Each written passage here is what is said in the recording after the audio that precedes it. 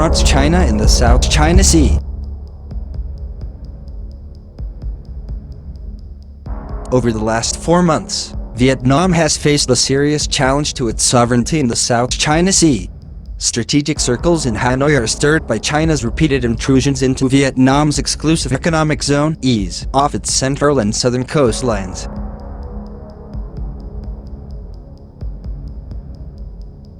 Between the 4th of July and the 24th of October 2019, China sent survey ship Haiyang Dizhi 8 (HD8) to conduct 4 seismic surveys in the waters within 200 nautical miles of Vietnam. Data collected by the South China Sea Chronicle initiative shows that the HD8 came as close as 65.2 nautical miles from the coast of Phu Yen Province and covered an area of roughly 110,000 square kilometers.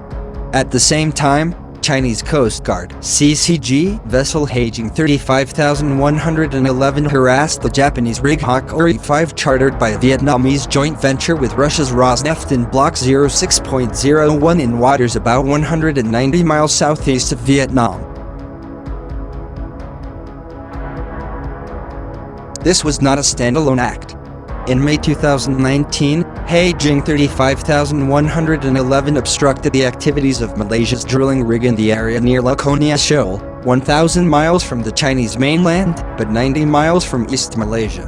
Earlier, the Chinese maritime militia blocked the Philippines from approaching Thitu Island.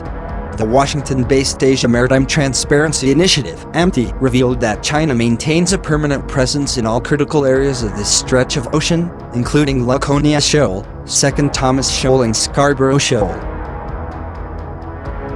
China is far more powerful than other claimants. In terms of naval power, China is roughly 10 times bigger than Vietnam and outnumbers all Southeast Asian navies combined. Its Coast Guard is also the strongest. As a show of force, China sent its 12,000-ton CCG vessel Haijing 3,901 dubbed the Monster in a fleet of 40 ships to escort HD8. These ships can operate for long periods of time far from the mainland thanks to refueling and replenishment from China-built artificial islands in the Spratlies. The underlying problem is a dispute over the legality of conflicting claims where China has consistently refused third-party adjudication. China justified the HD8 undertaking as a reaction to Vietnam's new drilling in Block 06.01, which lies within its infamous 9-dash line. On the other side, the Vietnamese viewed both the survey and China's interference as unlawful under UNCLOS. From Vietnam's perspective, China is deliberately attempting to turn undisputed waters into disputed spaces as a pretext to prevent coastal states from working with international oil firms in these areas, a term China is pressing in the Code of Conduct negotiations. Vietnam's key conundrum is whether it should risk open conflict with China to defend its maritime sovereignty. Strategically, the situation is not too dismal for Hanoi. Its elongated mainland and improved defense capabilities, alongside its experience, makes Vietnam both capable and indomitable within ASEAN.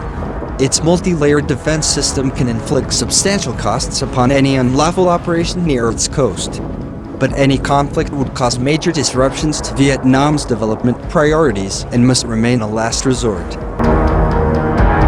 It could be more tempting for Hanoi to accept a Beijing-pressed joint exploitation proposal and sideline UNCLOS.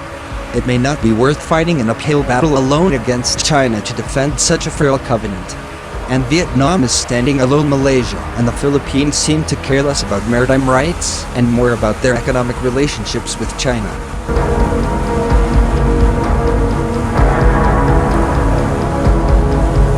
Though expressing support for UNCLOS and a rules-based order in principle, other powers with the exception of the United States are reluctant to openly criticize China's intrusion into Vietnam's EEZ. But giving in to Beijing could be more precarious as it may lead to further expansionism.